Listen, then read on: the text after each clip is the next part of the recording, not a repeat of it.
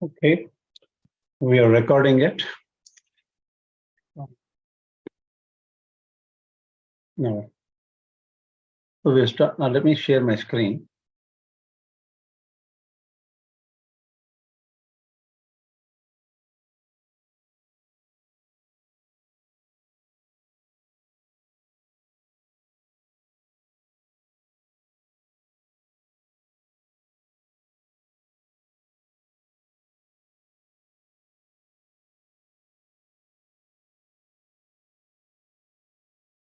So regarding the concept of time, that is Kāla-vicāra. I wanted to Kāla-vicāra and existence in Vaikuṇṭha and other things. I didn't have much time to prepare. Number one, I want to take it up separately because there may be a number of questions. And somebody posted a video of Swami Chinmayananda's view of Kāla. Some other person posted something else. So we have to consider different viewpoints before we say something about Kāla, and also about something about Kāla in Vaikuṇṭha. If you want me to summarize in 2-3 minutes, what I feel is, what I have found, this is not the final say. It doesn't consider all options, but just a small concept. There is a verse in Bhagavata which says, Antah Purusha Rupena, Kāla Rupena yo bahihi. Antah Purusha Rupena, Kāla Rupena yo bahihi. I have some other sentence comes up there. I'm forgetting the Bhagavata shloka. All it means is, within the Kāla becomes one with Paramatma in Vaikuṇṭha. Okay, so and the word Vaikuṇṭha has 3 meanings. Dhamavachi, that is, it is a place, and Vaikuṇṭha is Vigata Kunta. There is no blemish. That's the meaning of Vaikuṇṭha. So blemishless, anything blemishless is Vaikuṇṭha actually. And Vaikuṇṭha directly means Vishnu itself.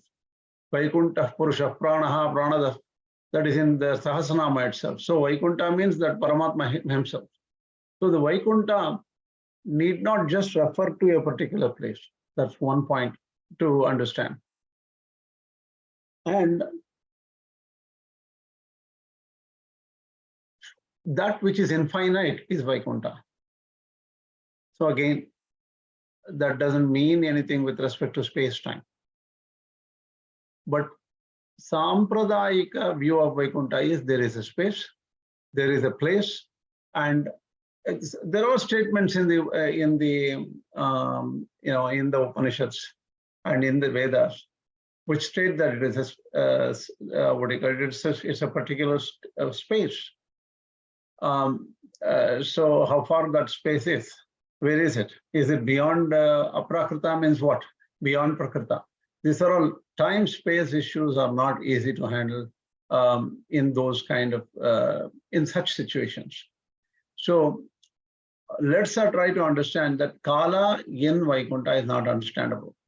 Yes, Kāla does not have any say or any control in Vaikuṇṭha. That we can say.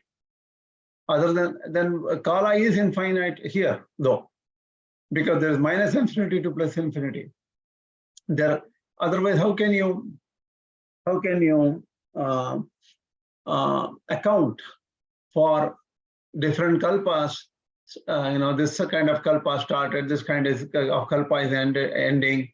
So the cycle of creation and dissolution, pralaya, all these things are not understandable if Kāla is not infinite, right? So Kāla is taken technically as infinite and endless, beginningless. This word generally Kāla is taken as, and that this issue comes up even in the Tattva-mukta Kalapa also. That is a traditional view. But what happens to Kāla in Vaikuṇṭha? It becomes one with Purusha, one with Paramatma. Then how do you define it? What happens to it? We will figure it out when we get there. But in the next class, or maybe in a couple of classes when I have more time, I will prepare a detailed set of slides from Tattva-mukta Kalapa, and also I will consider the viewpoints of Kāla, where Swami Chinmayananda mentions Kāla as, when did the first thought occur? So Kāla, according to, he starts with a quote from Einsteinian definition of Kāla or something. that is distance between two events, or two thoughts, or when did the first thought come in? And before that, can we talk about Kala? So there, the whole thing is a somewhat scientific and somewhat different approach. And when you slept, you didn't find Kala. So there was no Kala when you slept. So pralaya and all those things are not considered even items, even aspects of Kala. There is no Kala at that time. So Kala is there when consciousness, when you can measure something between two thoughts. Time elapsed between two thoughts. So you can think from that perspective also. So how do you really come up with a comprehensive view of Kala? It's not that easy. So why don't we do one thing? We will consider it when I have time. I will prepare a much more detailed analysis. This is nothing new. And several acharyas have summarized it in different ways. TMK summarizes in a very profound way. He's a darshanika. Vedanta Deshika is a very powerful darshanika. He considers points of view from different schools of thought and summarizes it for us. And our acharyas like Sri K.S.V. Swami have done a lot more research on it, and they will combine different systems of thought like Advaita, Advaita and all, and give us a even more simplified view of Kala. Hope we can get something out of it eventually when I get time. Okay. Now we will chapter 5.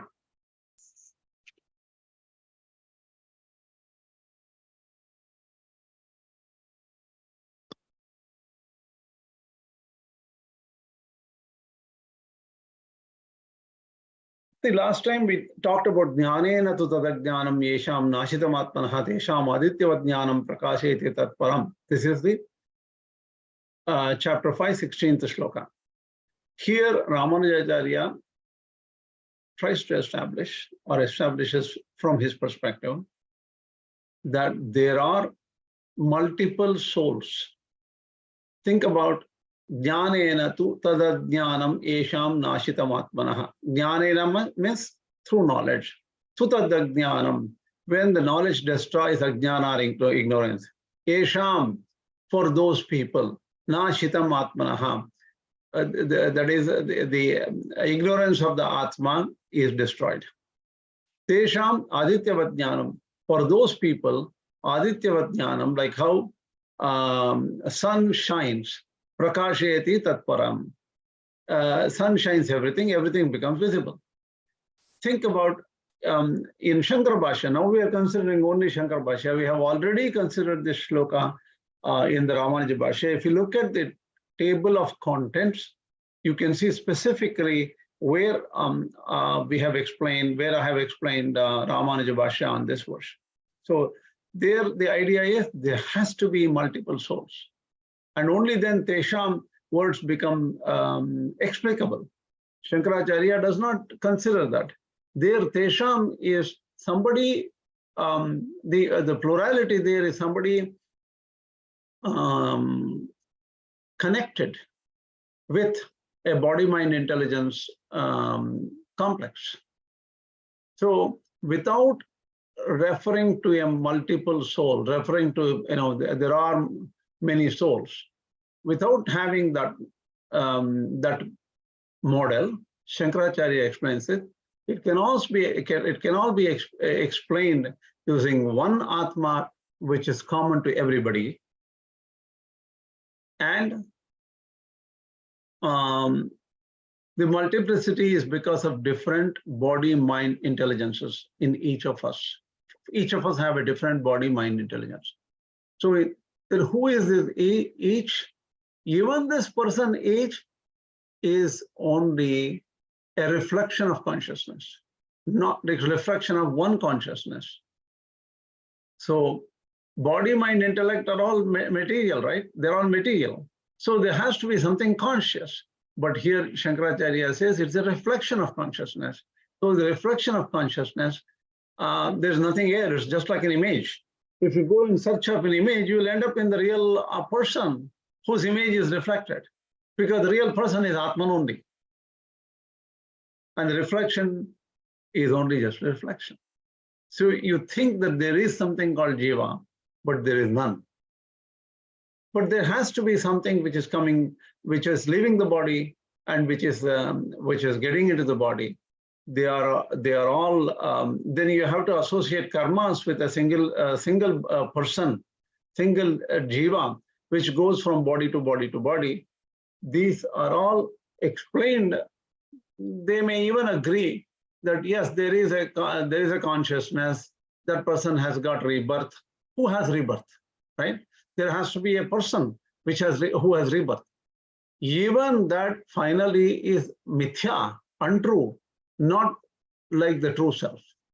So even that jiva which transmigrates, according to Śaṅkarābhāṣya, is only some kind of a holder, placeholder, like a black box. You think there's something in it. Oh, there is a black box. There is jiva. You think there's something in it. Oh, that goes from one body to the other body also. Oh, yeah, fine. But when you look for it, it's not there. Only Atma is there. Truth is Atma only. Is this clear?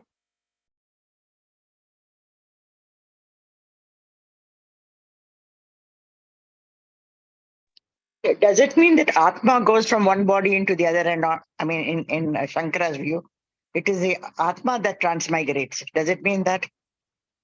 See, the thing is, there is a consciousness which has to transmigrate. And there is more like a reflection. The pure Atma does not transmigrate. Pure Atma is only one Atma, right? There is nothing called multiple Atmas. A single Atma reflected in a body-mind complex, that is a reflection is different. That is Jiva. That has to transmigrate. And that is accepted.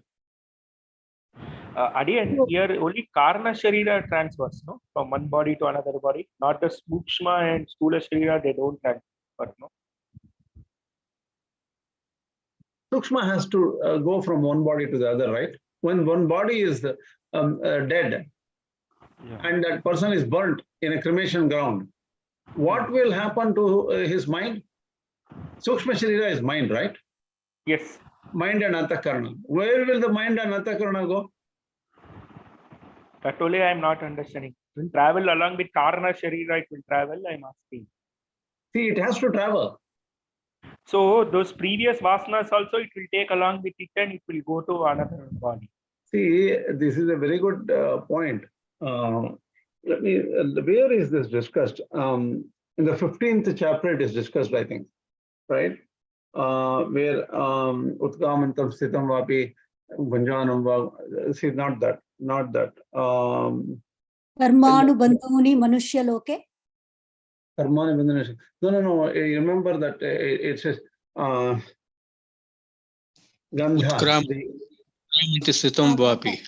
No, that is a different. Utkamantam Sitam Vapi is more like a knowledge issue, 13th chapter, right?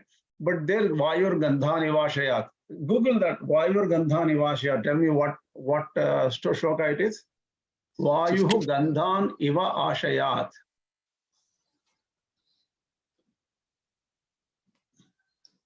That verse says, when the body leaves, when the person leaves the body, he picks up the mind and senses as if how the air carries with it the mind and that is the gandha or smell.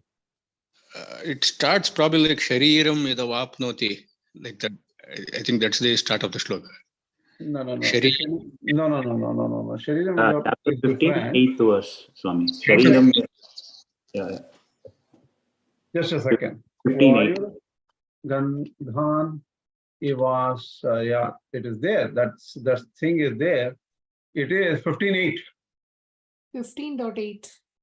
15.8, right? 15.8. Yeah, 15.8. Correct, you're right. Shariram idavapnoti yachapyutkramati shvaraha grihitvaitani samyati vayur gandhani vashayat. Right?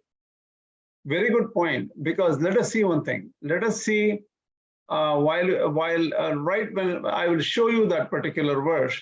Let me see the Śaṅkarābhāṣya there. Okay. Just a second. So in a way that means that multiplicity of Jivan is accepted. What did you say? In this case, then multiplicity of Jivan is implied. Because every body has to have a consciousness for it to act. And that consciousness transmigrate to another body, and we like that. See,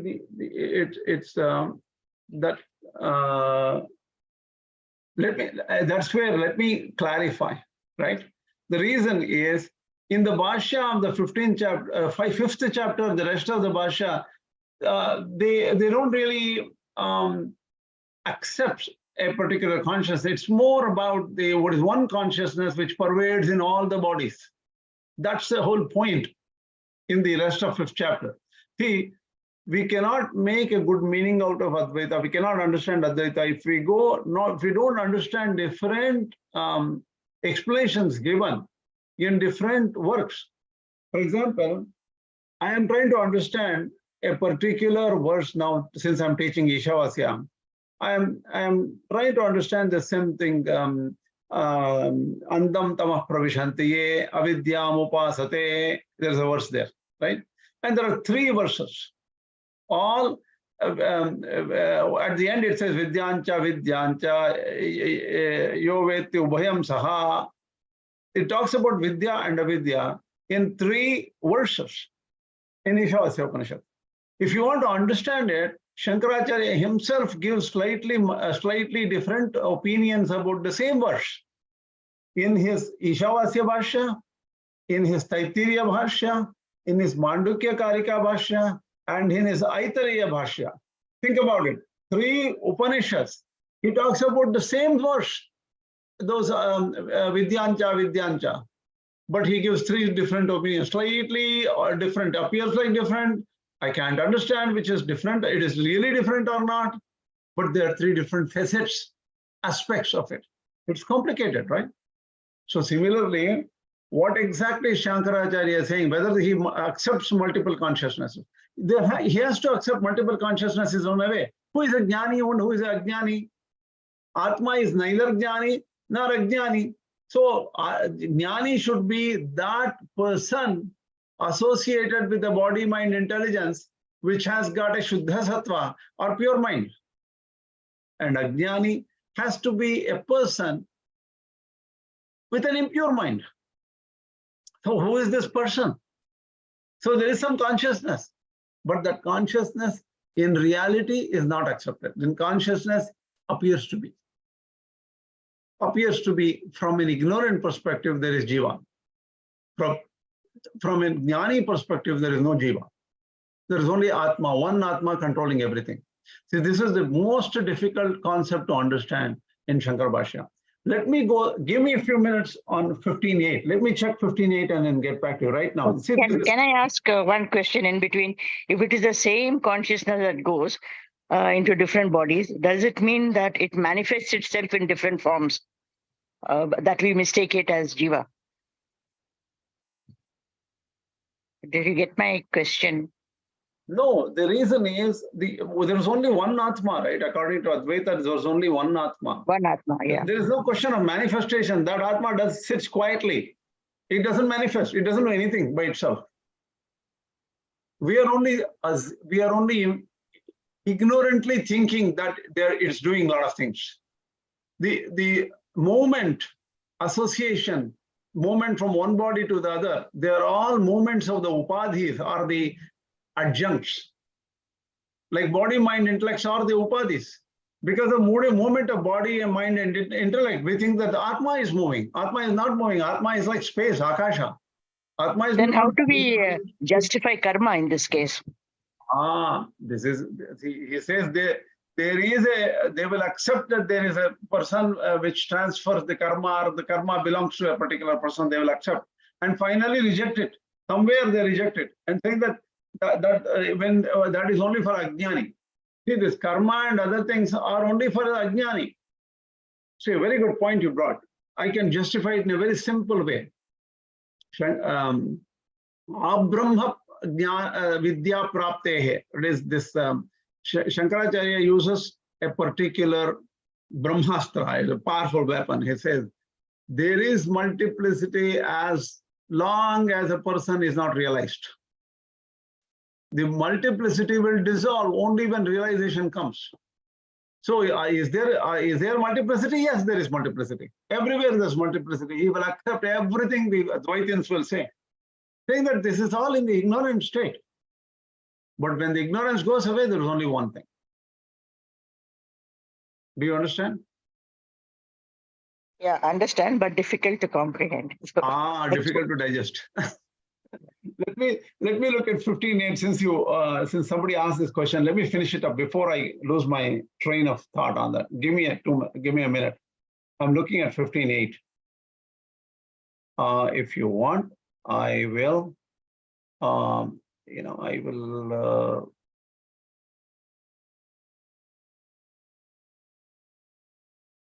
Stop share, and I'll share my new screen. Those who know Kannada will look into it. Right? We'll see what I'm saying. I'm sharing this. Is this the one? Yeah. I should find. 1 second. This should be okay.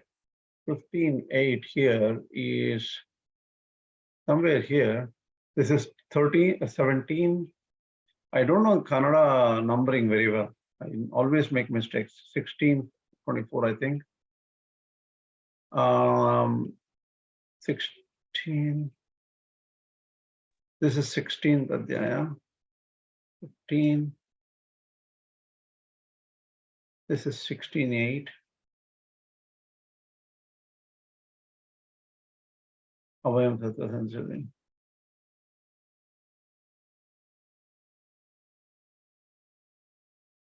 Said 15.8, right? Yeah, 15.10, 15.6. Wait a minute.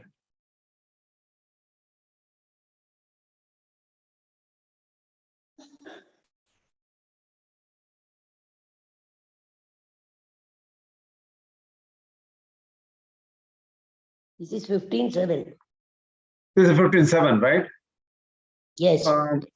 See, let us try to understand this Jīva concept here. Okay, this is 15.7. Let me just hold on. Let me read this. It's very important. It says, Mamaiva amsha jiva loke jiva bhuta sanatana manashashtani indriyani prakriti kashyati. In Kannada, what is Sanatanavada Nanade Amshavu Jivalokadali Jivanagidukondu, Prakritialiruva Manasemba, Aranaya Indrigalano Seledukodutade. So this he says Jiva is Amsha. And in Jivaloka, it holds on to 6 Indriyas, that is 5 senses and mind. Prakritialiruva, so it is all in Prakriti, that it keeps together with it, right? He says, Mama iva Paramatmaha Narayanasya Amshaha Bhagaha Avayavaha Ekadesha iti Arthantaram Jivaloke Jivanam Loke Samsara Jivapataha Karta Bhokta iti Prasiddhaha Sanatanaha Chanantanaha. So Śaṅkarābhāṣya accepts there is a Jiva, which is a Karta Bhokta, is an experiencer doer. Yatha Jalasuryakaha Suryamsha Jalanimatta Paya Suryameva Jatvana Nivartate Tena Ivatmana Sankachiti Yevameva. So the thing is, even here he says, like how the reflection of Jalasurya.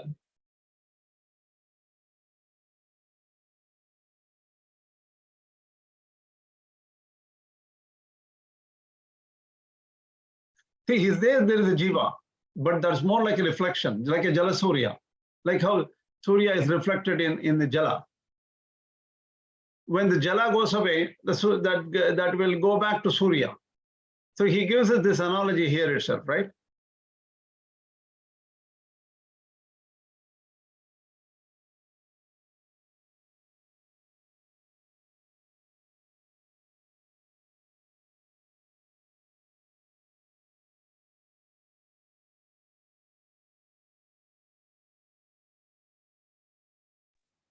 Swami, this is what we were discussing in the last session as well, right?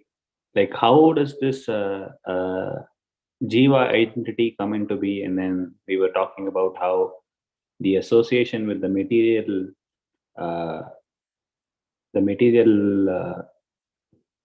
body is what gives it a separate identity as a Jiva, right?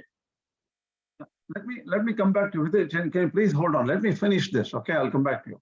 Just keep it, write it in a piece of paper in front of you. Keep it in your mind. I will come back because I don't want to lose my train of thought here. Just a second.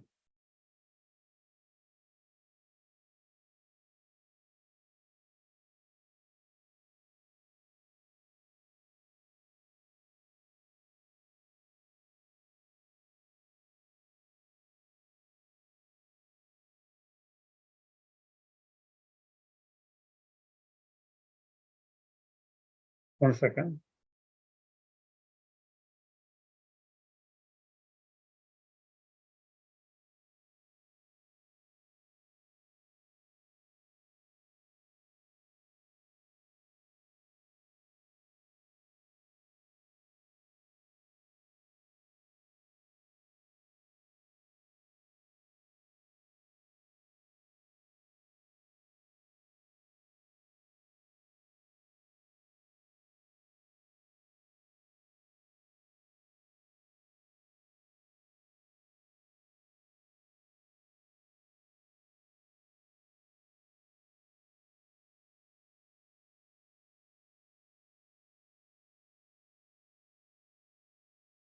Here very clearly, Śaṅkarābhāṣya says there is the Amsha of Paramatma called Jīva, who holds on to the mind and senses when the body leaves, when he leaves the body, he takes with him, with the Jīva, the mind and the senses and goes to the next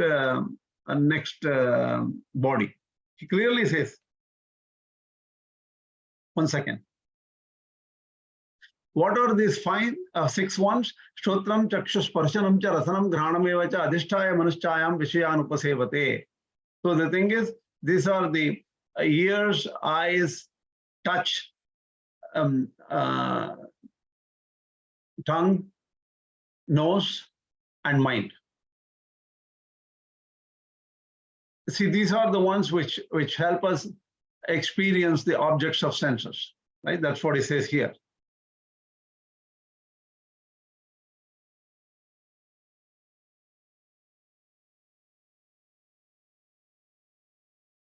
So, evam devah katah dehat utkramantam deham purvapatam parityajam sthitam vapi dehe sishtantam munjanam shabdan shopalabdavanam gudanitam sarkutakadi gunahi anvitam anugutam samyuktam ityartah evam bhutam api yenam atyanta darshana gochara praptam vimudaha दृष्टादृष्ट विषय भोग बलाकृष्ट चेतस्तया अनेकदा मूढ़ः नानुपश्यन्ति अहो कष्टं वर्तते न ये तु पुनः प्रमाणजनित ज्ञान चक्षुषा ते एनं पश्यन्ति ज्ञान चक्षुः वियुक्त.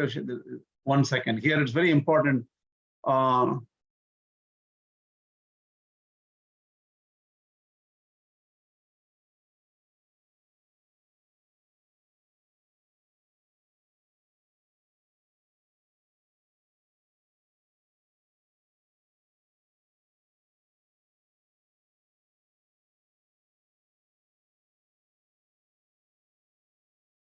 So here it is, what do you call, very clearly says there is this Jīva which goes from Utkramantam Sthitam Vapi. That is, it stays in the body, and Utkramantam is it leaves the body, it stays in the body, experiences objects with gunas.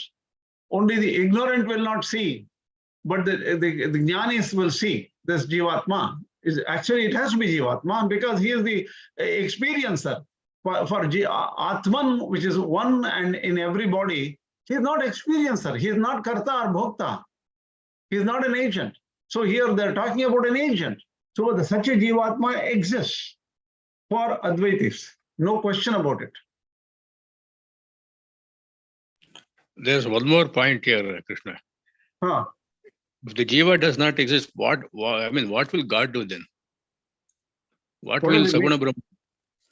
If Jiva is not there, what work is there for Saguna Brahman? Nothing. That's true. That's true.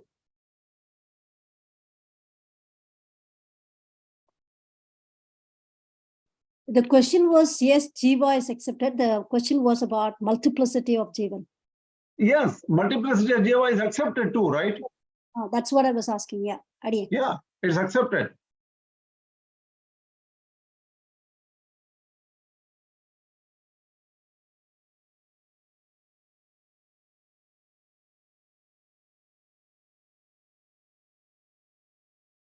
1 second.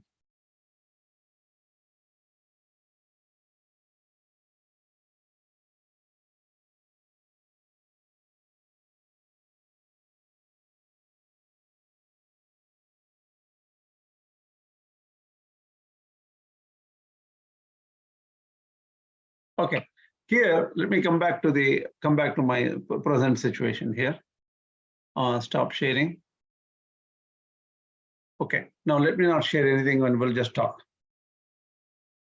So really speaking, Śaṅkarābhāṣya accepts a Jīvatma distinct, which leaves one body and goes to the another body, and which is also the Karta and Bhokta. And he is an Amsha of Narayana. So he is an Amsha of Paramatma. That is also acceptable to Śaṅkarābhāṣya. But what happens is, in the 5th chapter, he doesn't give credence to that entity, Jīva. He says there is only one Ātman in every body. See, this is where we need to start understanding Gita, that is Śaṅkarābhāṣya, very well. It's hard. Okay. Let me continue with the 5th chapter currently. And I think I have answered your current questions, right? Is there any other question I didn't answer? No, it was good. I just want to add on to what I think Suresh ji said. I think if, there is no Jīva Saguna Brahman, and even with the Nirguna Brahman, they accept it's a conscious, right? Nirguna Brahman has got consciousness. It is consciousness, yes. What is the point of having a consciousness doing nothing? Whatever you say is something. Yeah. Is all avidya krita. That is whatever you are now thinking, oh, we're, so many things are happening in the world, right? What can you talk about? Something which is about this world, right? Can you talk about anything else? No. So all that you know from birth to today, whatever you have heard, thought of, whatever you come across, you will say these are the things which you have come up with and say all these things can be done. It's good to have this, it's not good to have this. You have all this rosy picture of this life here. What that Atma, that consciousness, is not all those things, because all these things is avidya, ignorance only. I understand, but when you say Nirguna Brahman, that is the Saguna Brahman aspect. Nirguna Brahman has consciousness. Is that correct? Yeah. Yes, it is Jnanamaya. You cannot it's attributeless. Whatever you are saying is not an attribute of Nirguna Brahman. Yeah, but my it can be known only through neti. It's not this, it's not this. Whatever you think, it is not that. It is a witnessing consciousness. We just roughly say that it is a witnessing consciousness. Okay, but you cannot say anything specific about it. But it is there. Because of that, all of us are talking. So it is the basis in a way. Just like how you need the road surface for a mirage to happen. Like that is there. Without that Atman, nothing works. You cannot talk, I cannot talk. No activity can be imagined without that. So nothing, what we see is there without the Brahman. So without the Brahman, there is no Jagat. So Jagat is only the appearance of Brahman, according to Shankara. Do you understand? Yes. Okay. Yes. My question was, Nirguna Brahman has consciousness. So if it doesn't, so does it act at all, Nirguna Brahman? No, it does not act. So what is the point in having a consciousness with no action? They will ask the same question, what is the point of you living and all of us living here? We are always suffering and we are always having problems. Yeah, and that's why I'm doing something to get out of this. At least then what is happening? It seems to be we are getting into more problems.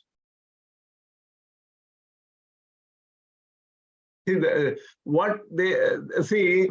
It's not about that. It's for my understanding. I'm asking. So if you have knowledge, sorry. What they are saying is, whatever you think as consciousness, that means I did not have a car.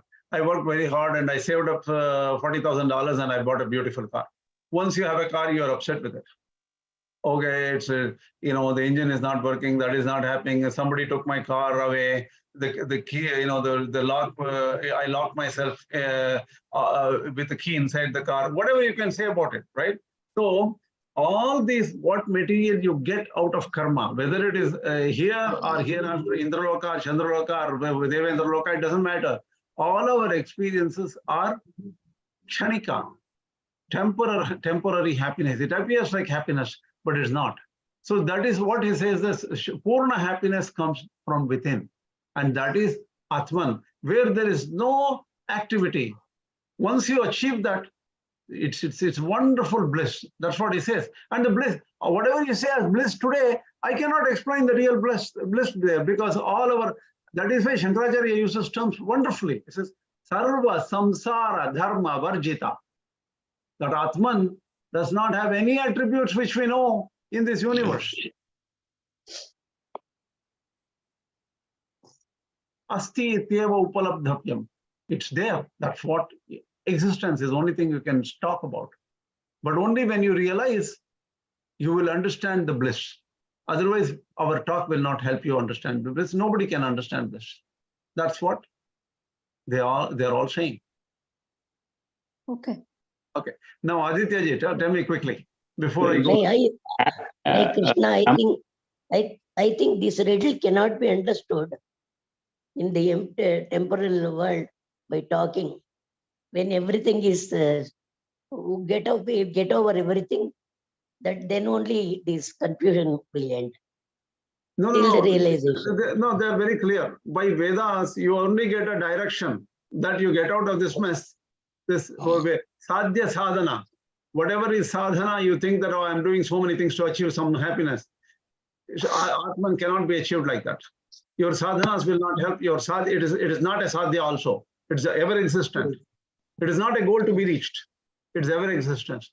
That is very clear. Only when you get out of the sadhya sadhana buddhi. In this world, what you have done is you have polluted your mind by thinking that there's something which needs to be achieved and I have to do something to achieve it.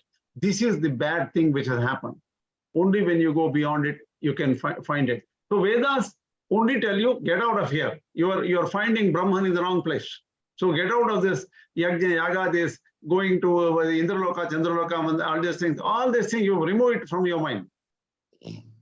And you will get the Ātman. When your mind becomes pure, your Ātman will come from within. And that means you realize.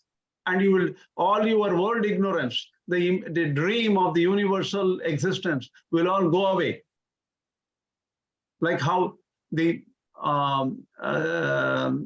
after the Surya Udaya, after the sunrise, all the what do you call honey, dew. I'm forgetting that.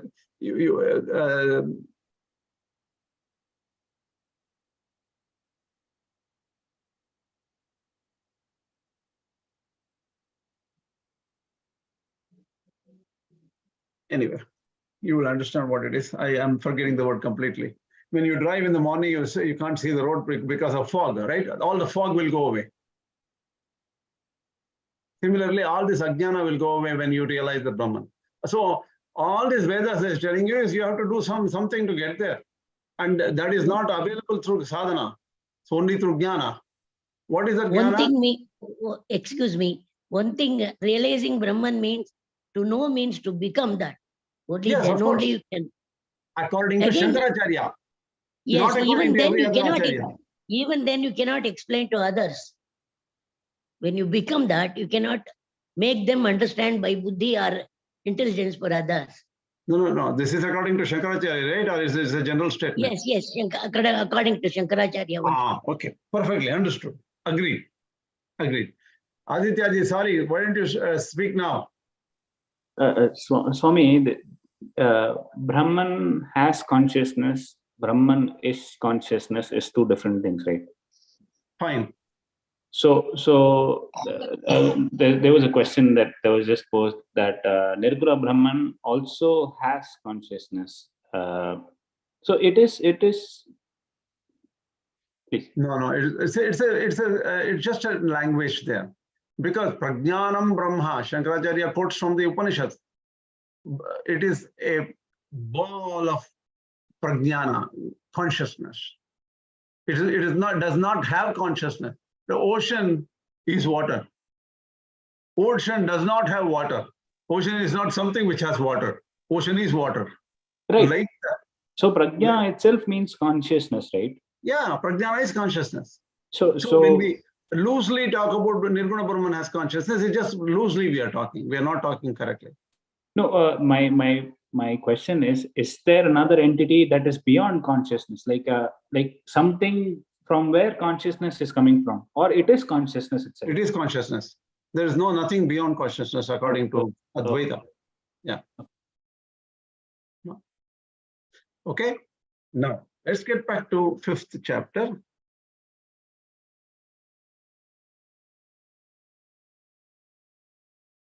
So let's go from verse to verse. It's easier quickly. Jnānena tu tadajñānam yesham nāṣitam ātmanah tesham adityavat jnānam prakāṣayati tatparam. But to those whose ignorance is destroyed by wisdom of the self, like the sun, wisdom illuminates that supreme. When the sun comes up, when the clouds go away, what happens? It illuminates everything around it. Similarly, human beings have ignorance. And when the ignorance goes away, they see the one self, one Ātman. When that ignorance by which the mortals are enveloped and deluded is destroyed by wisdom or discriminative knowledge of self, then as the sun illuminates all objects, so wisdom illuminates the whole of the knowable supreme reality. This is what he says. This is the 16th chapter. Here Śaṅkarābhāṣya ignores all this duality, multiplicity, tesham, yesham, and all those things. This is all mind related. I don't care about this. These are not multiple Ātmans. In fact, he clarifies this when he talks about the Vaiśeṣikas in the next few verses. Let's see what it is. Tad buddhaya tadvatadaatmanaha tanishtaha tatparayanaha gachanti apunaravartim jnana nirdhuta kalmashaha. Tad buddhaya means whose mind, whose intellect is focused on Ātman. Tadatmanaha, who knows and who understands that Ātma is their self. It is myself. Everybody thinks it's myself. That is the intelligent ones. Tanishtaha, totally consumed, dedicated in Ātman. Tatparayanaha. Other than that, they don't have other hobbies. Most of us take philosophy as one of the subjects, and we do a lot of other things, investments, day trading, this, movies, TV, gossip, all these things. But those jnanis, tatparayanaha, that is the only thing they want to achieve. This is not easy. This is talk. I'm just reading from books. I don't have any of these capabilities. So normally we don't find such people who are tatparayanaha, totally involved in understanding and experiencing that Ātman. Gachanti apunaravartim, those people will not come back to this world. Jnana nirdhuta kalmashaha, for whose blemishes and ignorance is completely destroyed by Jnāna. For that, Śaṅkarābhāṣya is I'm just putting it in English. I'm just writing Mahadeva Shastri's writings as is, because I liked his Mahadeva Shastri's explanation seems very simple, and I would say I think valid explanations of Śaṅkarābhāṣya. This is supreme reality having been illuminated by wisdom with their consciousness. He's saying almost exactly what I'm saying, what I just said.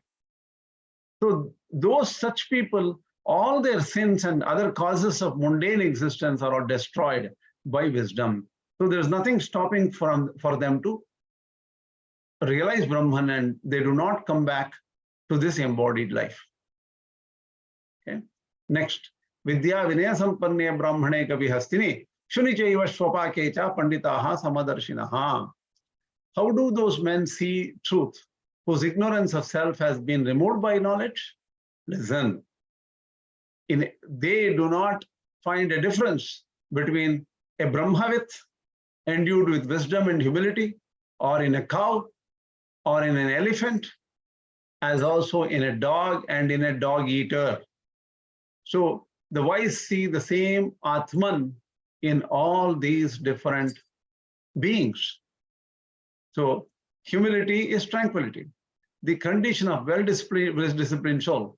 Of the creatures mentioned, the highest is the Brahmana, not Brahma, Brahmana, who is spiritually regenerated and highly sattvic, in whom the energy of sattva predominates. Next comes the cow, not spiritually regenerated, and rajasic, that is in which the energy of rajas dominates. Last comes the elephant and so on. That is, they have more tamasic gunas. In all of them, the sages see the same one who is immutable in himself and is quite untouched by sattva and other energies and gunas, or by the tendencies born out of those energies, whether sattvic, rajasic, tamasic. The sage is liberated while still on earth.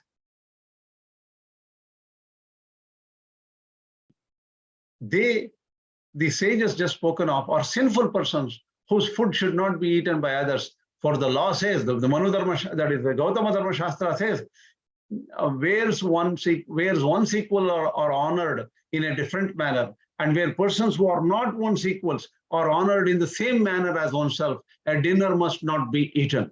Gautama's institute means his sutras. Okay. 1 second. Here, let me tell you where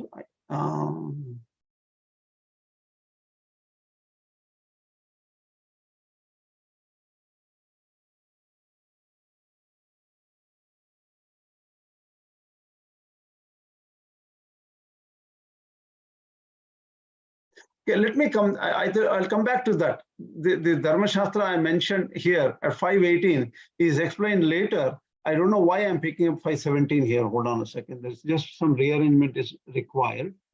1 second.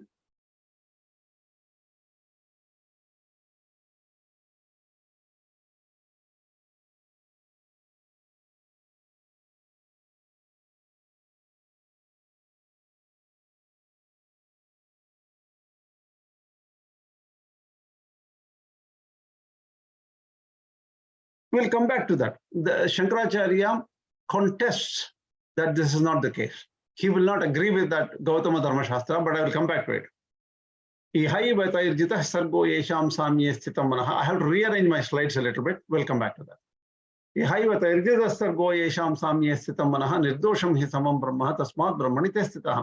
Even here, but even right here in this universe, birth is overcome. Sarga is birth. The birth is won over.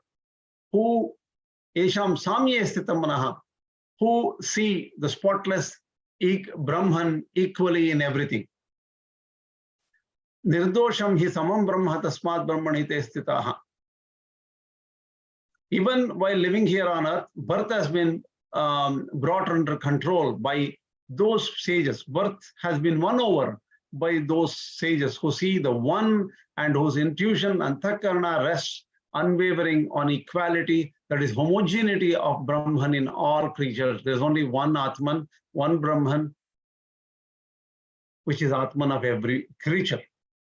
Though to the ignorant person, Brahman is such impure bodies as dog eaters and like appears to be contaminated by their impurities. So the ignorant people will differentiate between a dog eater and an elephant or a dog, because they are still thinking about, oh, the dog came here, I cannot eat here, I'll run away. And the dog eater is coming, oh, it's very impure, I'm not going to be near this, they are near them. This is for the ignorant, because they don't see the one Ātman in every entity. So the sage is unaffected by the body, is unaffected by anybody there. Further, he is not heterogeneous either due to any heterogeneous attributes inherent in himself. So he doesn't see any attribute affecting Atma. Chaitanya itself has no attributes. So consciousness, we just say consciousness in English. Chaitanya has no attributes according to Śaṅkarābhāṣya. And the Lord speaks of desire and like as attributes of kshetra. So even Lord Krishna in the 13th chapter says, Ichcha dvesha sukham duktam sanghatas chetana dhritihi etat kshetram samasena savikara mudahratam. 13th chapter, 6th shloka says that Ichcha, the like, dvesha, hatred, sukha, happiness, dukkha, unhappiness, sanghataha, chetana dhritihi, this body, mind, intellect, right? Sanghata is these are all kshetra or field or body. This is not Ātman. Kshetrajña is Ātman. That is different from the body. So any of these attributes are not kshetrajña. They are kshetra only. And he speaks self as beginningless without attributes.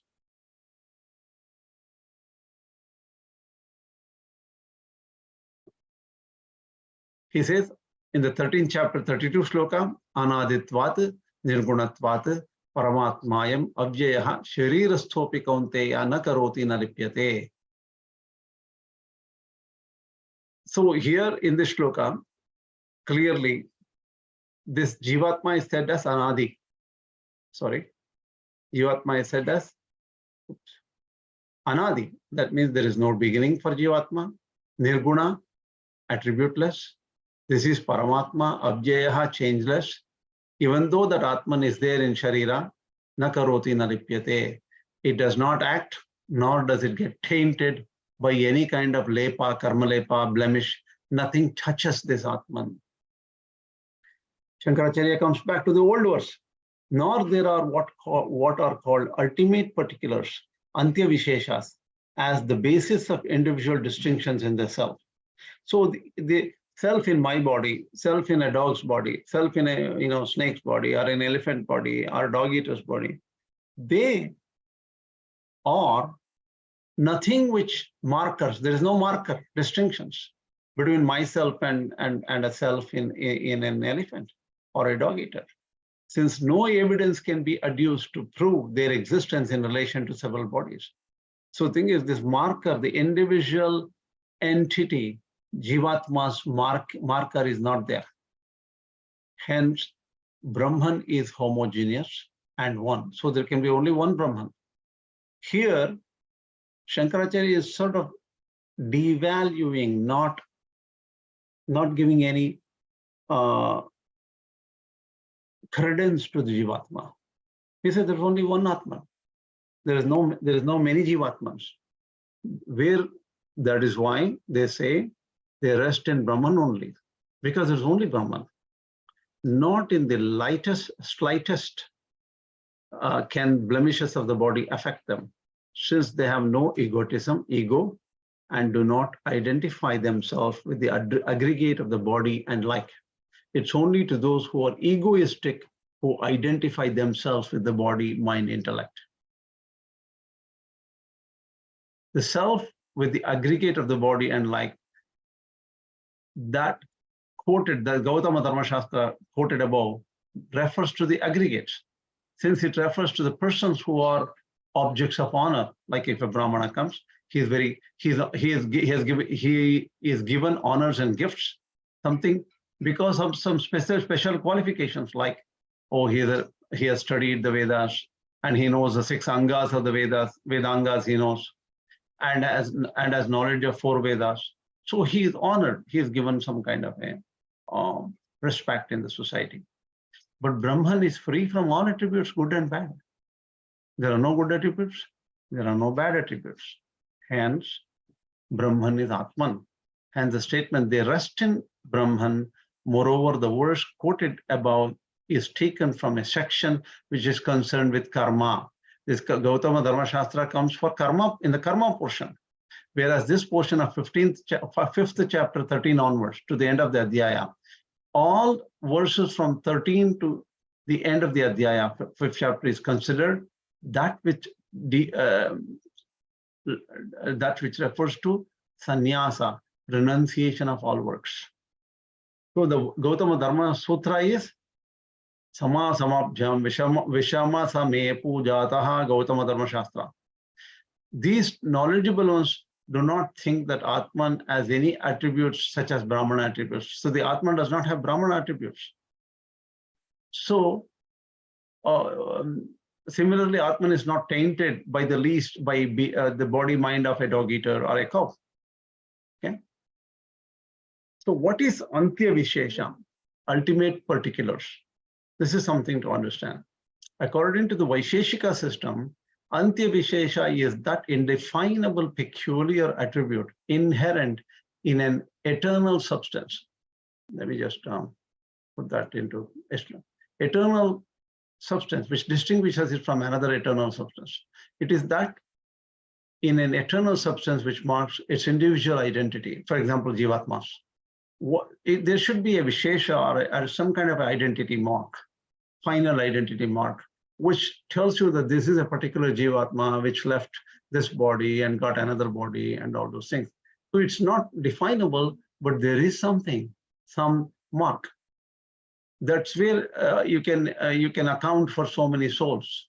The existence of such an attribute is only inferred in order to account for a distinction which is otherwise perceived. The external substances are thus enumerated. The atoms of the world, that is also taken as paramanu. Paramanu, how do you separate one paramanu from the other? They are all similar. So any similar substance, to account for it, you have to define an attribute called Viśeṣa. So Akasha has a Viśeṣa, time, space, Ātman has some Viśeṣa. And Manas, it's not visible to us. Each one has a separate mind. So my mind is separate from your mind, even though both are not visible. So you need to have Viśeṣa. Okay, my mind has a specific marker, and that is known as Antya Viśeṣas. So Advaita denies it. Advaita says there cannot be any marker for an individual soul. So Antya Viśeṣas are not there. So there is only one Ātman, which is one Ātman only. There cannot be multiple souls. And from a distinct, so truly there are no multiple souls. These are very temporary, something like that. All these things are temporary, right? Distinctions in different people cannot be made. Different souls cannot be made, because in self, there is only one Ātman for everybody. Śaṅkarābhāṣya goes further. A sage is free from grief and rejoicing because Brahman, the self, is blemishless and homogeneous. Hence, na praharshyet priyam prapya, no dvichet prapya cha priyam, sthirabuddhi rasamudo brahmavid brahmane sthitaha. So he who knows Brahman can neither rejoice on obtaining the pleasant nor grieve on obtaining the unpleasant. Steady-minded, undeluded, resting in Brahman, brahmane sthitaha, sthirabuddhi asamudaha brahma with brahmane sthitaha. So one should not rejoice or grieve when you get something pleasant or unpleasant. Pleasant and unpleasant objects, this is Śaṅkarābhāṣya, can cause pleasure and pain to them. Only who regard the body as their self, not to him who sees the pure self, since they can never affect him. So pleasure and pain comes to a person who thinks that, oh, he is this body, he is connected to this body. If he is not connected to the body and everything is same for that person, pleasure and pain do not affect that person. There is no way pleasure and pain can even occur to him. He is undoubtingly conscious that the self is one, homogeneous, only one, homogeneous and spotless. In all creatures, there is only one Ātman. He is free from delusion.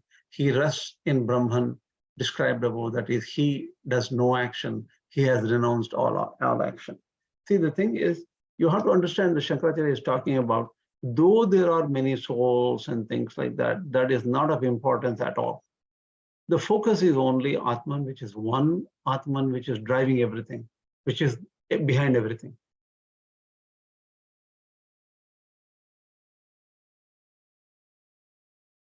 So 520, I stopped it, I think, here. This is 520. I stopped it here. What we can do is stop share. I quickly went through this is what I was kind of saying in the first, actually wanted to ask. I mean, there is one Ātman.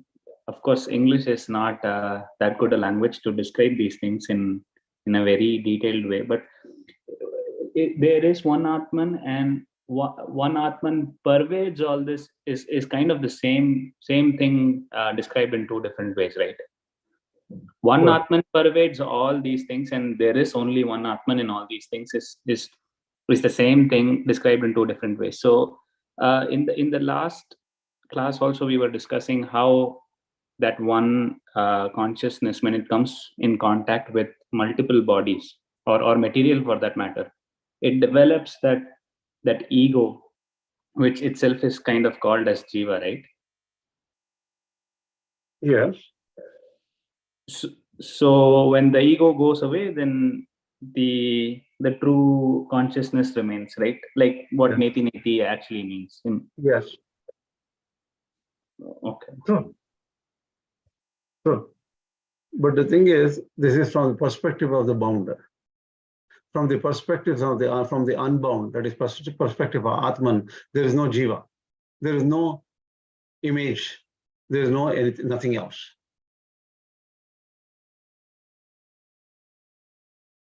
That comes only when realization comes. Okay, just 1 second.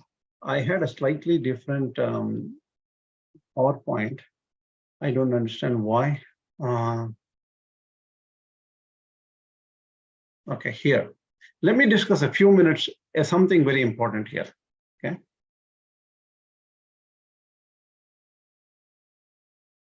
See here, this particular, can you see my slide here?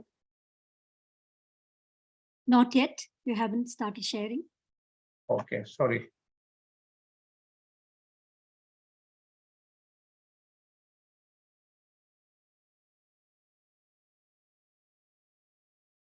See my screen here? There is this, see, the unpleasant and pleasant objects cause pleasure and pain to only who regard body as their self, and not to him who sees pure self. So there is no way pleasure and pain can occur to him. This is a very powerful statement. Śaṅkarābhāṣya says, there is no way pleasure and pain can occur to this person who can see only one Ātman in everything. See, this is a very, it has got powerful effect. Let me tell you what I'm thinking. See, even people like Ramana Maharshi, when they say, oh, okay, he was being operated because he had cancer, but people around him heard sounds like he was shouting and things like that. Then because of pain, then somebody asked Ramana Maharshi, do you feel the pain? Did you feel the pain? Yeah, you know, there was pain, and there was, yes, I was shouting, there was pain. Then he says, then how come you're like this rest of us, just like us? You also feel the pain. So what is different? Why are you, why do you say that you're a realized person? Oh yeah, I did. I was just a witness. I don't have this my body consciousness. It's not my mind, my pain. Nothing happened. I just witnessed that this body is going through the pain. This mind is going through the pain. There's somebody experiencing this pain, but I was just a witness. This kind of a feeling, how can people get it? How many people get it? When you ask someone, I have a very interesting, I had a conversation with a person recently, and he explained to me a situation, saying that I don't need your Bhagavad Gītā book or Śaṅkarābhāṣya book or something for me to understand philosophy. That is for beginners who study books and figure out a philosophy or some ideology. That's for only beginners. I don't need this book. Then I asked him, why do you say like that? He said, I have already realized that I'm Brahman. You people are figuring it out at this point. I don't have a problem. Then I said, can you explain to me what it is? He said, look, I'll explain to you. I used to be, I had a job, which is a strange job, being a stunt master. Stunt master is somebody who does actually the real stunts in movies.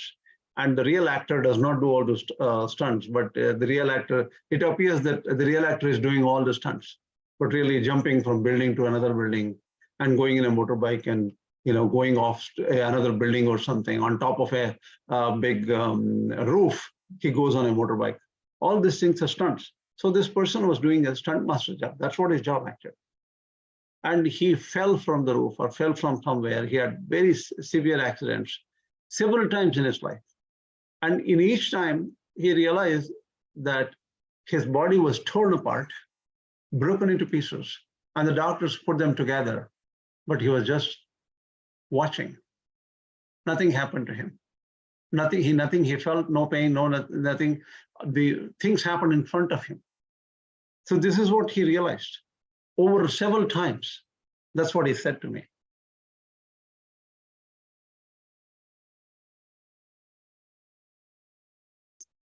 We get a feeling that can everybody, such people, are they at the same level as Ramana Maharshi or Namayavar or somebody? Why did they not? And some people put down duality, put down bhakti, put down bhakti to a divine Lord as if it's just a mental process or something like that. And they don't give value to anything bhakti. And sometimes when I started asking this person more and more, the person said, bhakti is for nutcases. You don't need bhakti. When you know already that you are Brahman, why do you need bhakti? So he goes to the other end. Okay. The only thing I can say is, can you really believe them? Number one. And why do they have families now? Do they really feel pain at all? At any time?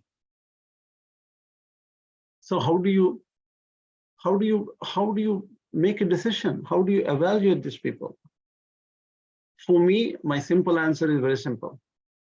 Go with the greatest. If you believe in Ramana Maharshi, go with it. Even Ramana Maharshi does not discard Ishvara or anything like that. He supports bhakti also. And I can quote you from Ramana Maharshi. Next time I will bring that quote from Ramana Maharshi. Very clearly, surrender to Krishna is necessary. That's what even Ramana Maharshi says. Sometimes be aware of certain people who claim to have all this Advaita Anubhava, but they're really not in that level. Because you have to test them. And testing takes a long process. It's not easy. For an ordinary simple person, it's better to believe in people like Ramayavar and their Anubhavas, where without any studies of any Shastra, Ramayavar has given his Anubhavas as it happened in his life. They are of some value. Ramana Maharshi is definitely of value. You can understand things from these great people and not get perturbed by somebody claiming that they have this Anubhava. And not all Anubhavas are similar. Why? Bahunam Manushyanam sahasreshu kaschid yatati siddhaye yatatamopi siddhanam kaschin mam veti tatpataha. There are thousands who try for getting siddhi. Out of the 1,000 siddhas, only maybe one person knows me, says Krishna. So not everybody is at the same level of realization. They may have realizations much higher than what I have, million times higher than what I am, but they may not be Adarsha. Adarsha means they are not examples. For example, I asked this question to K.S.V. Swami. He said, I asked, see, you quote from Ramakrishna Paramahamsa so many times, right?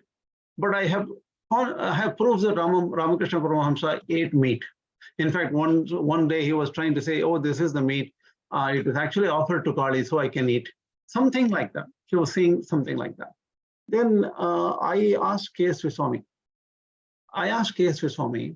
What is this? he is a person who can slip into samadhi at any point. So he's one of the greatest people, and you say that he is like an Alvar level person. He has that kind of realization, but he still eats meat. What should I do? What should I think of? How should I take Ramakrishna Paramahamsa to be? He says that Avala Maha Periva Ava Adarsham illai abdinga.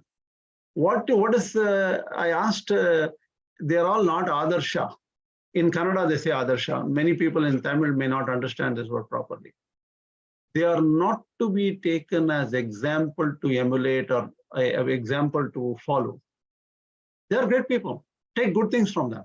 Their ideas, their knowledge of Ātman, their knowledge of sadhana, knowledge of chakras, knowledge of yoga, knowledge of so many things are very powerful. You may get a lot of value out from them, but you cannot take them as examples. The examples are very high-level people who have no known blemishes. So the blemishes should not be there. So it's very hard to find such person and stay with that kind of a person. So I'm not trying to hurt anybody who is a devotee of Ramakrishna Paramahamsa. Ramakrishna Paramahamsa is a great person. And this is what I asked K.S.V. Swami, and his view was what I'm telling you. Nothing more than that. Okay. For that matter, I'm sorry to come in between. Even the Dalai Lama, he cannot have a meal without meat. If you read his biography, he clearly says he tried giving up meat, but he could not do without meat. So, and Buddhists believe not to hurt another being, but the Dalai Lama, who is the head of one sect, cannot have a meal without meat. Yeah. Okay. Unfortunately, I have to rush out somewhere. I need to go take a personal, take care of something personal here. So I have to stop this class. I just wanted to give you some ideas about this Advaita, how far it reaches. It reaches to the state of pain, and whether you feel pain or not in the Advaita state. So we'll talk about this again next class. Sorry for the continue. I have to stop it here. Sorry. Thank you. Thank you. The last slide did make sense for me. Thank you.